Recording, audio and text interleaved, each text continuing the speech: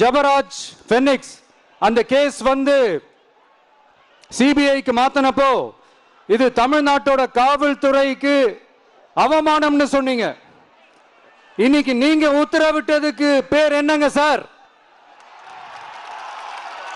அதேதானே அன்னைக்கு நீங்க சொன்னதும் இன்னைக்கு நடக்கிறதும் அதேதானே? அதே சிபிஐ தானே? அதே சிபிஐ ஆர்எஸ்எஸ் பிஜேபியோட கைப்பாவையா தான் இருக்கு. ஏன் நீங்க அங்க போய் ஒளிஞ்சிக்கிறீங்க?